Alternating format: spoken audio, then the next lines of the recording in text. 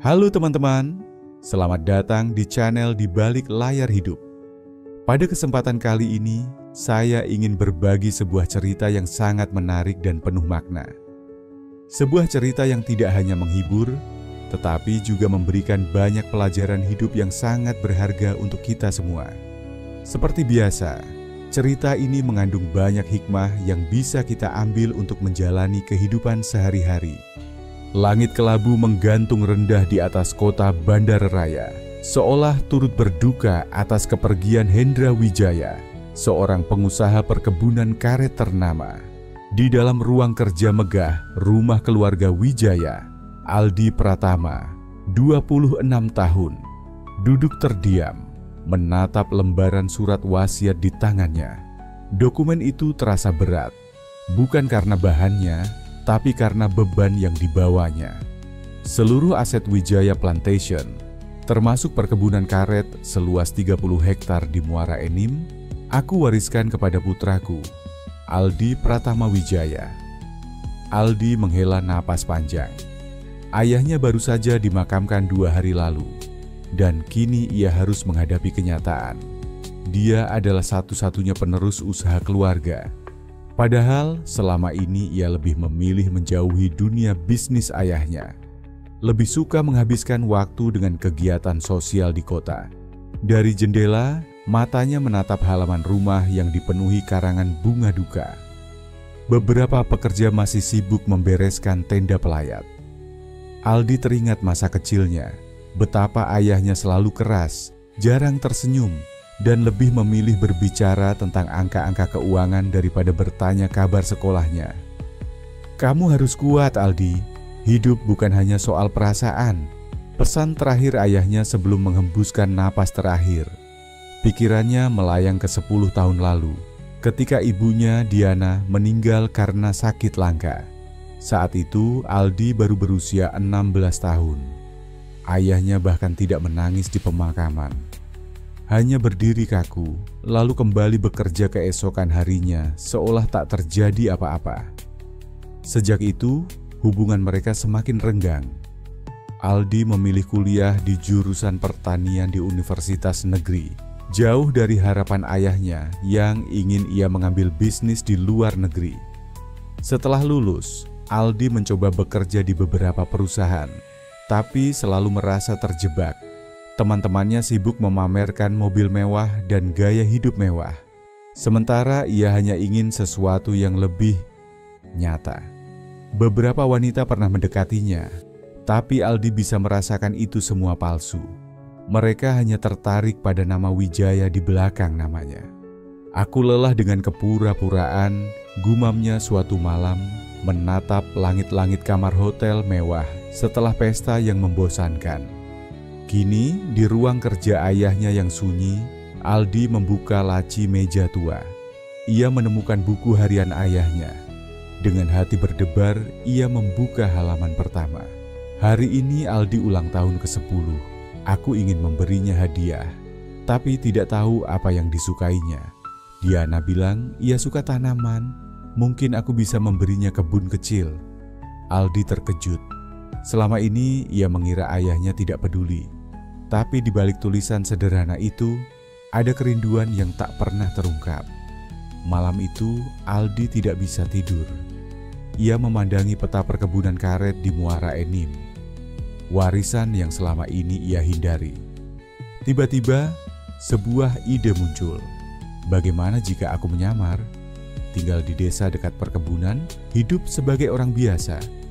Aku bisa mengelola kebun dari bawah, sekaligus mencari arti hidup yang sebenarnya. Esok harinya, ia mengumpulkan para staf setia ayahnya. "Aku akan pergi ke Muara Enim, tapi tidak ada yang boleh tahu siapa aku sebenarnya. Aku ingin jadi Aldi Pratama, buruh kebun biasa." Mereka terkejut, tapi akhirnya mengangguk. Pak Jono, mandor tua yang sudah bekerja sejak zaman kakek Aldi, berbisik, "Hati-hati Aldi. Dunia nyata tidak semudah yang kau bayangkan." Dengan hanya membawa sepeda motor tua dan 1 koper berisi pakaian sederhana, Aldi meninggalkan kehidupan mewahnya. Perjalanan ke Muara Enim memakan waktu 6 jam. Sesampainya di desa Serumpun, desa kecil di pinggiran hutan dekat perkebunannya, Aldi menyewa sebuah rumah kayu reyot milik seorang janda tua. "Ini rumahku sekarang," ucapnya menatap ruangan kosong yang hanya berisi kasur lipat dan kompor minyak. Di luar, angin berbisik melalui celah-celah dinding kayu. Aldi tersenyum. Untuk pertama kalinya dalam hidupnya, ia merasa bebas. Tapi ia tidak tahu, ujian terbesarnya justru akan datang dari tempat yang tak terduga. Seorang gadis desa bernama Siska, dan ibunya yang keras hati, Bu Ratna. Matahari belum sepenuhnya terbit ketika Aldi terbangun oleh suara kokok ayam dan derit daun pisang yang tertiup angin pagi. Ia mengusap matanya yang masih berat, lalu tersentak menyadari tempat tidurnya yang keras. Bukan kasur mewah, dengan spring bed empuk seperti di rumahnya dulu. 15 menit lagi alarm berbunyi, gumamnya refleks meraih ponsel. Sebelum tersadar bahwa ia sudah memutuskan untuk tidak menggunakan gadget canggih selama masa penyamarannya. Dengan menguap lebar, Aldi membuka jendela kamar. Pandangannya langsung disambut oleh pemandangan desa yang masih berkabut. Sawah berundak, pohon kelapa yang melambai, dan di kejauhan, barisan pepohonan karet milik perkebunannya sendiri. Saat Aldi keluar untuk mengambil air di sumur umum, seorang wanita paruh baya dengan sanggul rapi mendatanginya. "Kau pendatang baru?" tanyanya sambil mengamati Aldi dari ujung kepala hingga kaki. "Iya Bu, nama saya Aldi, baru kemarin sampai," jawabnya sambil menyembunyikan logat kotanya. "Saya Bu Darmi, RT sini, rumah yang kau sewa itu dulu tempat tinggal Mbah Kromo. Sudah setahun kosong," ujar wanita itu sambil menyerahkan seikat kacang panjang. "Ini buat masak. Nanti malam datang saja ke balai desa, ada arisan ibu-ibu, biar kenal sama warga sini." Aldi mengangguk berterima kasih, tapi dalam hati ia gelisah. Arisan berarti keramaian. Keramaian berarti risiko ketahuan. Setelah mandi dengan air sumur yang dingin menusuk, Aldi mengenakan kemeja lusuh dan celana kerja bekas yang sengaja ia beli di pasar loak sebelum berangkat. "Mulai hari ini, aku Aldi sang buruh kebun," bisiknya pada cermin retak di kamar. Dengan petunjuk dari Pak Jono, Aldi menuju perkebunan karet melalui jalan setapak di balik bukit. Ini pertama kalinya ia benar-benar menginjakkan kaki di tanah warisannya sendiri. Di kebun, para pekerja sudah mulai menyadap karet. Aldi diperkenalkan sebagai tukang baru oleh mandornya. "Kau lihat cara saya ya," kata Pak Rudi, seorang pekerja berusia 50 tahun, dengan tangan penuh luka parut bekas pisau sadap. Aldi memperhatikan dengan serius setiap gerakan Pak Rudi. Ternyata menyadap karet tidak semudah yang ia bayangkan. Harus presisi dalam ketebalan irisan, sudut kemiringan, dan kedalaman sayatan. "Aduh!" teriak Aldi ketika pisau sadap nyaris melukai tangannya. "Hati-hati, ini bukan mainan," hardik Pak Rudi sebelum menjelaskan lagi dengan sabar. Saat istirahat siang, ketika Aldi duduk sendirian di bawah pohon randu, tiba-tiba, "Bruk!" sebuah buah karet jatuh persis di sebelahnya, menyemburkan getah putih yang mengenai celananya. "Wah, maaf ya Bang." Suara itu membuat Aldi menoleh ke atas. Di dahan pohon terlihat sepasang kaki mungil bergantung. Gadis itu melompat turun dengan lincah. Rambutnya dikepang dua, bajunya penuh noda tanah, tapi senyumannya cerah seperti mentari pagi. "Aku Siska, lagi cari buah karet buat percobaan," ujarnya sambil mengulurkan tangan penuh getah. Aldi bingung antara harus bersalaman atau tidak. "Aldi," balasnya kikuk. "Oh, jadi kau pendatang baru yang Bu Darmi ceritakan. Kau kerja di kebun siapa?" Aldi hampir menjawab, "Kebun sendiri," sebelum cepat menyadarkan diri. "Aku buruh di kebun Pak Haji Somad," jawabnya mengacu pada nama patungan yang ia buat. Siska ternyata bukan gadis biasa. Dalam perbincangan singkat, Aldi mengetahui bahwa 1. Ia anak tunggal Bu Ratna. janda paling disegani di desa 2, kuliah di jurusan agronomi, tapi pulang karena tidak ada biaya 3. Punya proyek rahasia mengembangkan bibit karet unggul. Kalau mau lihat percobaanku, nanti sore bisa ke rumahku. Deket sungai, ajak Siska sebelum berlari pergi. Aldi terpana melihat energi gadis itu. Ini pertama kalinya sejak lama ia merasa tertarik pada seseorang. Bukan karena kecantikan atau harta, tapi karena semangat hidupnya. Petualangan kuliner malam harinya, Aldi nekat menghadiri arisan di balai desa. Makanan desa yang sederhana ternyata membuatnya kaget. Lalapan daun pepaya muda yang pahit, tapi segar. Sambal terasi yang membakar lidah. Ikan asin sekeras batu yang harus direndam dulu. "Tak bisa makan, Bang?" tanya seorang bapak setengah bercanda. Aldi yang terbiasa steak empuk di restoran mewah, terpaksa mengunyah dengan susah payah. "Enak, Pak," bohongnya sambil mata berkaca-kaca karena sambal. Saat pulang, Aldi tersesat di jalan gelap. Tanpa penerangan jalan seperti di kota, ia hanya mengandalkan cahaya bulan. Tiba-tiba, suara itu membuat bulu kuduknya berdiri. Dari semak keluar seekor ular besar. Aldi membeku. Ia tidak tahu harus lari atau diam. Untungnya, dari belakang terdengar teriakan, "Jangan gerak!" Seseorang menariknya mundur tepat saat ular itu menyembur. Aldi menoleh dan terkejut melihat Bu Ratna, ibu Siska, berdiri dengan golok di tangan. Penduduk kota ya, dari cara jalan saja sudah ketahuan. Hardiknya sebelum membabat ular itu dengan sekali tebas. Aldi hanya bisa terdiam. Ibu Siska ternyata sekeras yang digosipkan warga. "Pulang lewat sini," kata Bu Ratna singkat sambil menunjuk jalan setapak. "Dan jangan dekat-dekat dengan anakku. Aku tahu kau tadi siang ngobrol sama Siska." Kembali di rumah sewaannya, Aldi menatap langit berbintang melalui atap seng yang bocor. Hari pertamanya sebagai orang biasa penuh dengan kesulitan fisik yang tidak terbayangkan, bahaya nyata yang mengancam jiwa. Sosok misterius, Siska yang ceria dan ibunya yang sangar. Di balik semua itu ada satu pertanyaan yang mengusiknya. Apa benar aku bisa bertahan hidup seperti ini? Tapi saat matanya mulai terpejam, yang muncul dalam mimpinya adalah senyuman cerah Siska. Satu-satunya hal yang membuat semua kesulitan ini terasa berharga. Matahari baru saja menampakkan sinarnya ketika Aldi sudah berdiri di depan rumah kayu Siska. Jantung berdebar kencang. Setelah pertemuan singkat di kebun kemarin, ia tidak bisa berhenti memikirkan gadis itu. Di tangannya tergenggam pot kecil berisi bibit tanaman hias yang ia beli di pasar tadi subuh dengan sisa uang terakhirnya. Ini terlalu berlebihan.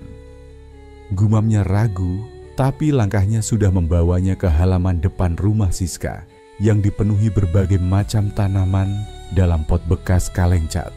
Siska sedang asyik menyiram tanaman ketika mendengar langkah kaki Aldi. Ia menoleh dan mata mereka bertemu.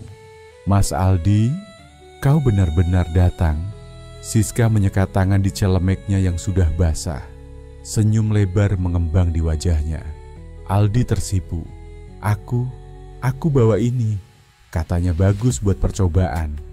Ia mengulurkan pot tanaman dengan gerakan kaku. Siska menerimanya dengan mata berbinar.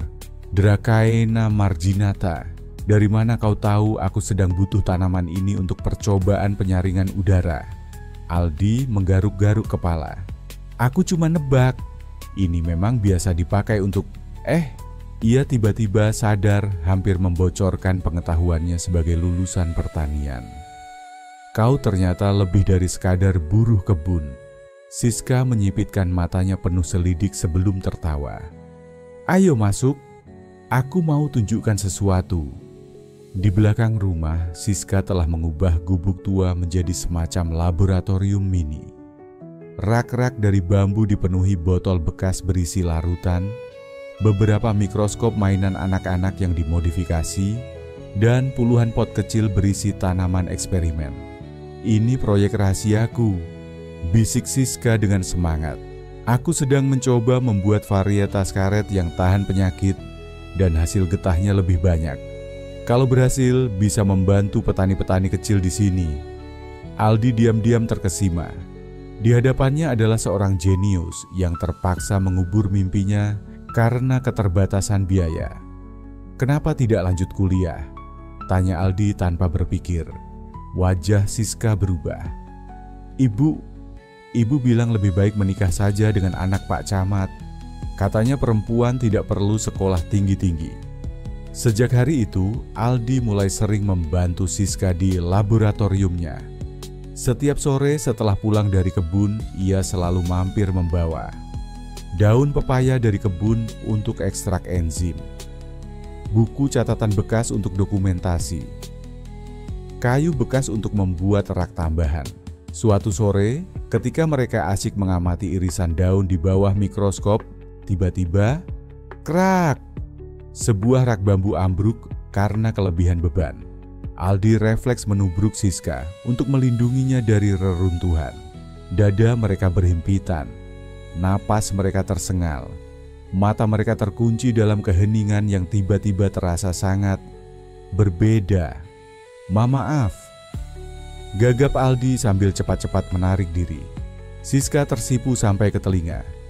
Tidak, aku yang harus berterima kasih. Kau baik sekali. Hubungan mereka tidak luput dari perhatian warga.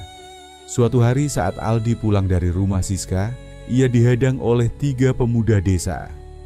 "Hei pendatang, jangan macam-macam sama Siska." Hardik pemimpin mereka Rian, yang ternyata adalah tunangan pilihan Bu Ratna untuk Siska. Aldi mencoba bersikap tenang. "Aku hanya membantu penelitiannya." "Penelitian? Rian mendorong Aldi. "Kau pikir kami tidak tahu? Setiap hari kau ke rumahnya berduaan di gubuk. Aku laporkan ke Bu Ratna, kau akan lihat akibatnya." Malam itu, Aldi tidak bisa tidur. Ia memandangi sertifikat tanah dan dokumen perkebunan yang disembunyikannya di bawah lantai rumah. Haruskah ia mengungkapkan jati dirinya sekarang? Keesokan harinya, kabar buruk datang. Bu Ratna melarang Siska bertemu Aldi lagi. Dia bilang, "Kau hanya akan mengecewakanku seperti ayahku dulu." Bisik Siska ketika mereka bertemu diam-diam di pinggir sungai. "Katanya kau hanya buruh miskin yang tidak punya masa depan." Aldi menggigit bibir. Betapa ironis, ia justru menyembunyikan kekayaannya karena takut tidak dicintai apa adanya. "Apa yang harus kita lakukan?" tanya Siska, matanya berkaca-kaca. Aldi menarik napas dalam. "Percayalah padaku, aku akan bicara dengan ibumu." Malam itu Aldi berdiri di depan rumah Bu Ratna dengan pakaian terbaik yang ia miliki. Kemeja lusuh yang setidaknya sudah disetrika. Tangannya mengetuk pintu dengan degup jantung yang keras. Ketika Bu Ratna membuka pintu, matanya langsung menyipit penuh curiga. "Kau lagi? Sudah kubilang jangan." "Bu, saya datang dengan niat baik," potong Aldi. Saya bukan sekadar buruh kebun." Dari sakunya, ia mengeluarkan 1 lembar foto lama. Foto dirinya kecil berdiri di depan perkebunan bersama ayahnya. Bu Ratna terkesiap. Kau anak Pak Hendra Wijaya?" Udara di beranda rumah kayu itu mendadak terasa panas. Bu Ratna mencengkeram foto lama itu dengan tangan gemetar. Matanya menyorot tajam seperti pisau yang hendak menguliti Aldi. "Jadi selama ini, kau menyamar?" Suaranya parau, penuh dengan rasa tidak percaya dan amarah yang tertahan. Dari balik punggung Bu Ratna, Siska muncul dengan wajah pucat. "Ibu, apa yang terjadi?" Aldi menelan ludah. Keringat dingin mengalir di pelipisnya. Ini bukan cara yang ia rencanakan untuk mengungkapkan kebenaran. "Siska, aku harus jujur. Penipu!" Bu Ratna tiba-tiba melemparkan foto itu ke muka Aldi. "Kau pikir dengan kekayaanmu bisa membeli segalanya? Main-main dengan perasaan anakku." Siska terkesiap, matanya bolak-balik antara Aldi dan ibunya. Apa? Apa yang ibu bicarakan? Bu Ratna menarik tangan Siska dengan kasar. Dia bukan buruh kebun, dia Aldi Wijaya, anak tuan tanah, pemilik seluruh perkebunan di bukit itu. Wajah Siska berubah drastis, dari kebingungan menjadi kejut, lalu akhirnya kekecewaan yang dalam. Benarkah ini? Bisik Siska pada Aldi, suaranya tiba-tiba sangat kecil. Aldi mengangguk pelan. Aku ingin memberitahumu, tapi apa? Tidak percaya padaku? Atau ini semua hanya permainan untuk tuan muda bosan? Siska menyentakkan tangannya dari pegangan ibunya dan lari masuk ke rumah. Pintu dibanting dengan keras. Suara itu seperti palu godam yang menghancurkan hati Aldi. Bu Ratna masih berdiri dengan nafas memburu. Pergi dari sini. Aku tahu jenis orang sepertimu. Ayah Siska dulu juga sama, berjanji dunia, tapi pada akhirnya hanya meninggalkan kami dalam kemiskinan. Aldi terperangah. Kini ia mengerti mengapa Bu Ratna begitu membenci orang kaya. Bu, aku tidak... Diam. Aku tidak mau mendengar alasanmu. Lihat sendiri, kau sudah membuat anakku menangis. Dari dalam rumah memang terdengar suara isak tangis Siska yang memilukan. Aldi merasa seperti penjahat terburuk. Aldi berjalan pulang dengan langkah gontai. Desa yang biasanya terasa ramah, kini terasa asing dan bermusuhan. Beberapa warga yang mendengar keributan tadi memandanginya dengan sinis. Di rumah sewaannya, Aldi meremas-remas rambutnya sendiri. Semua rencananya berantakan. Ia hanya ingin dicintai apa adanya, tapi kebohongannya justru melukai orang yang paling ia pedulikan. Dengan gemetar, ia mengambil buku catatan Siska yang tidak sengaja terbawa di tasnya. Di halaman-halamannya penuh dengan sketsa daun karet. Dengan detail menakjubkan, catatan percobaan yang teliti. Dan di halaman terakhir, sebuah coretan hati dengan inisial A+S Aldi menutup buku itu dengan perasaan hancur. Mungkinkah Siska juga memiliki perasaan padanya? Rencana baru fajar menyingsing ketika Aldi akhirnya mengambil keputusan. Ia tidak akan menyerah. Dengan tekad bulat, ia 1. Menulis surat panjang untuk Siska, mengungkapkan semua kebenaran dan perasaannya. 2. Mempersiapkan presentasi tentang proyek penelitian Siska untuk menunjukkan betapa ia serius mendukung mimpinya. 3. Memanggil notaris dan pengacara keluarga untuk mengatur pengalihan sebagian saham perkebunan. Jika cinta sejati harus diuji, maka aku akan melalui ujian ini. Tekad Aldi sambil menyaksikan matahari terbit dari jendela rumahnya. Sementara itu, di rumah Bu Ratna, Siska masih terkurung di kamarnya. Matanya bengkak karena semalaman menangis. Di tangannya ada pot tanaman dari Aldi yang sekarang terasa seperti simbol pengkhianatan. Kenapa harus berbohong? Bisiknya pada diri sendiri. Tapi di sudut hatinya, ia ingat bagaimana Aldi rela tangannya melepuh demi membantu percobaannya. Mendengarkan dengan antusias setiap penjelasannya. Dan melihatnya bukan sebagai anak Bu Ratna atau calon istri, tapi sebagai Siska sang ilmuwan muda. Pagi itu, kabar tentang identitas asli Aldi sudah menyebar ke seluruh desa. Reaksi warga terbelah. Ada yang marah merasa dikhianati. Ada yang tiba-tiba berubah sikap dan ingin memanfaatkan situasi. Beberapa petani tua justru bersimpati, mengingat kebaikan Aldi selama ini.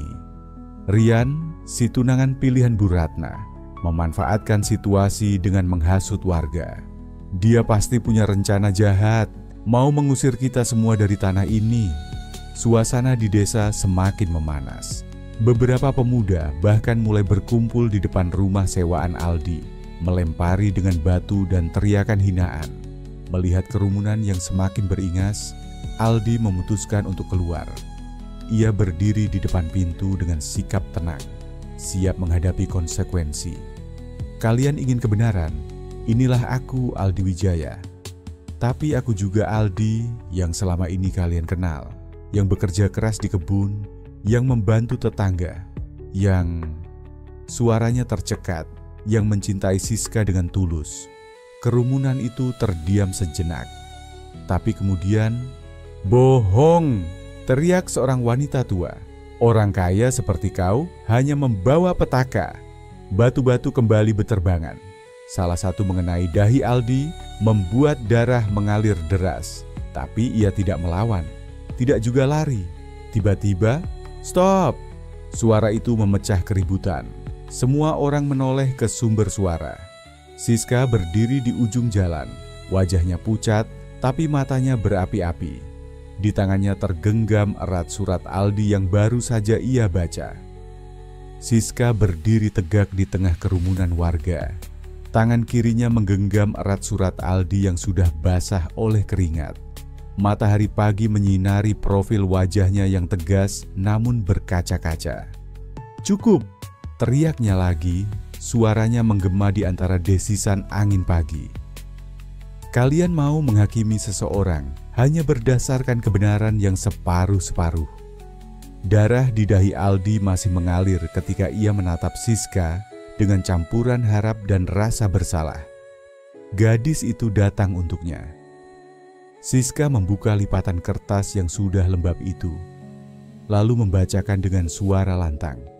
"Siska yangku, aku menulis ini dengan tangan gemetar, sadar bahwa kebohonganku telah menyakitimu. Tapi izinkan aku menjelaskan, aku menyamar bukan untuk menipu, tapi karena lelah dengan kehidupan palsu di dunia yang hanya menilai dari harta. Setiap detik bersamamu adalah saat-saat paling jujur dalam hidupku.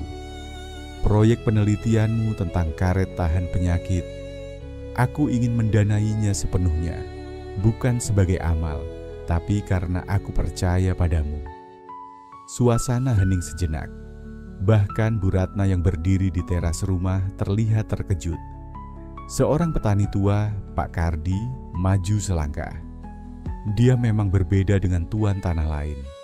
Ingat minggu lalu, dia yang membantu memperbaiki jembatan rusak.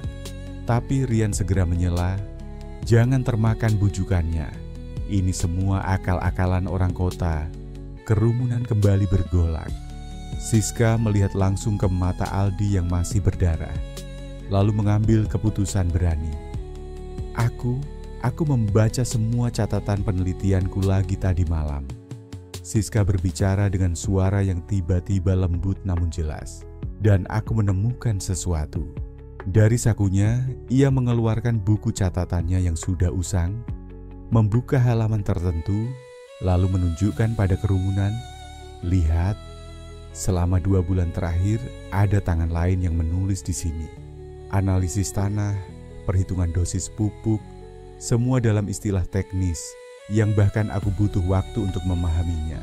Matanya berkaca-kaca ketika menatap Aldi. Kau diam-diam membantuku menyempurnakan penelitian ini ya." Beberapa warga mulai mendekat, penasaran melihat catatan itu. Pak Jono, mandor tua perkebunan yang diam-diam hadir, tiba-tiba berbicara. "Saya bisa buktikan, Tuan Aldi setiap malam mempelajari ilmu perkebunan sampai larut, hanya untuk bisa mengerti pekerjaan kalian semua." Bu Ratna masih berdiri kaku, tapi ekspresinya mulai berubah. "Lalu kenapa berbohong?" tanyanya. Kali ini lebih berupa pertanyaan tulus daripada tuduhan. Aldi akhirnya berbicara dengan suara serak.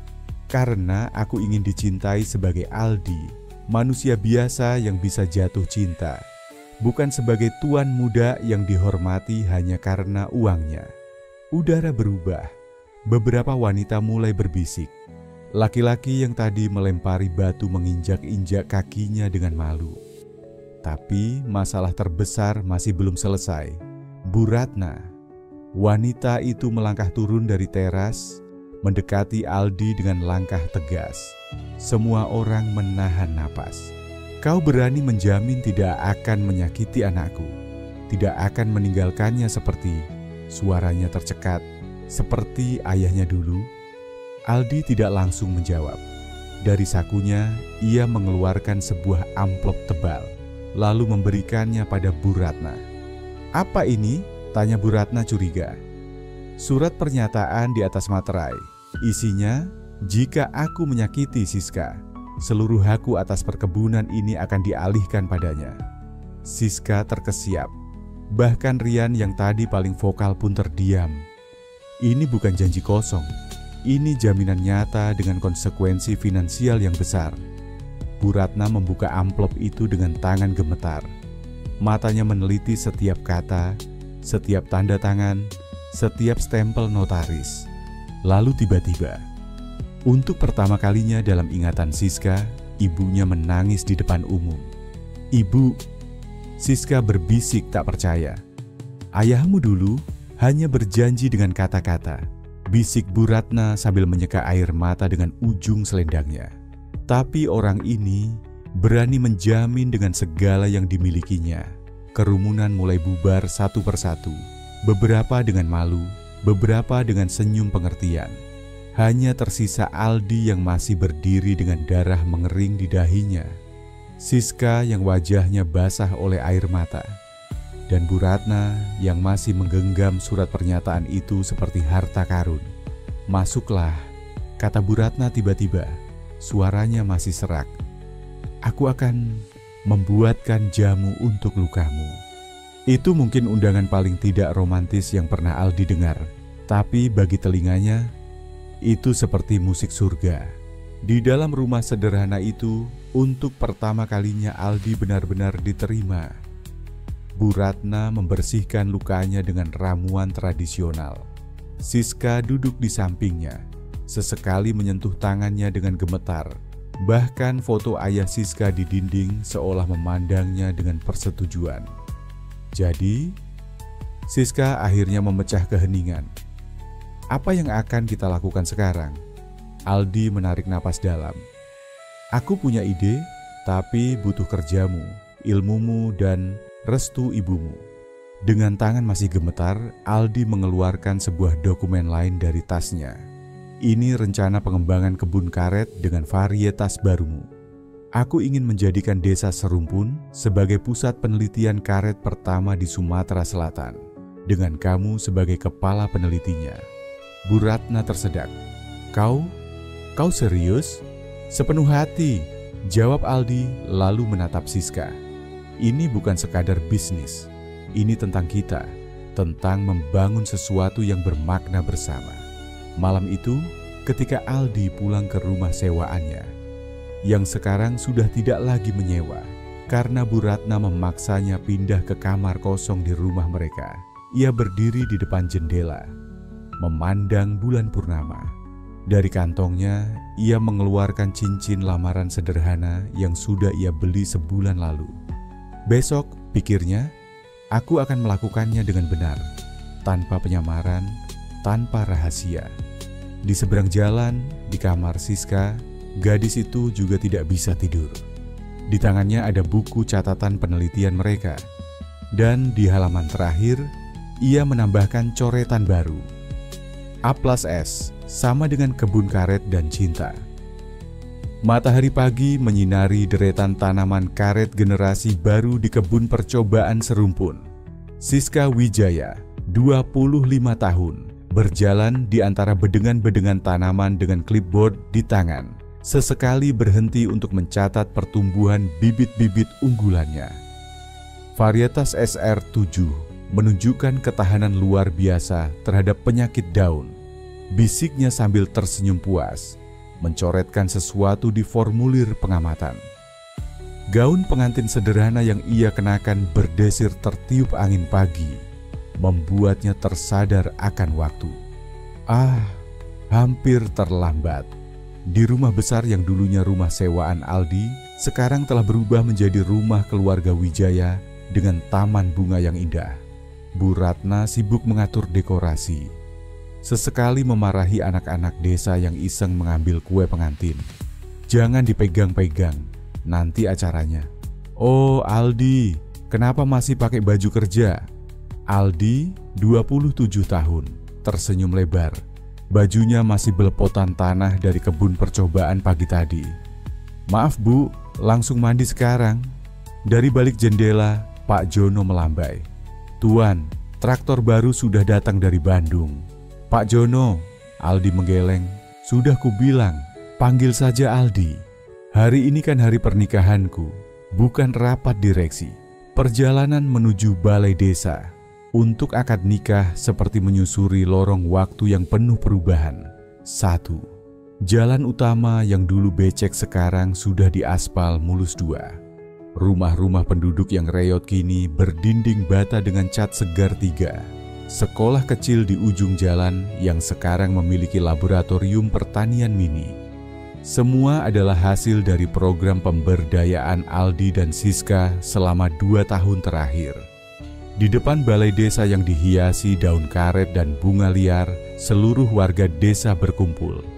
Bahkan Bupati turut hadir sebagai saksi.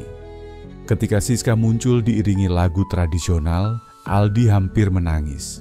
Gadis itu bukan lagi Siska si anak janda miskin, melainkan Siska Wijaya, MSc, lulusan program beasiswa S2 Pertanian yang baru saja pulang dari kampus ternama di Bogor, dengan mas kawin seperangkat alat penelitian dan kebun percobaan seluas 5 hektar. Ucap penghulu membuat hadirin tersenyum. Saat pertukaran cincin, Aldi berbisik, "Ini cincin yang sama dengan yang ingin kuberikan 2 tahun lalu." Siska membalas bisikannya.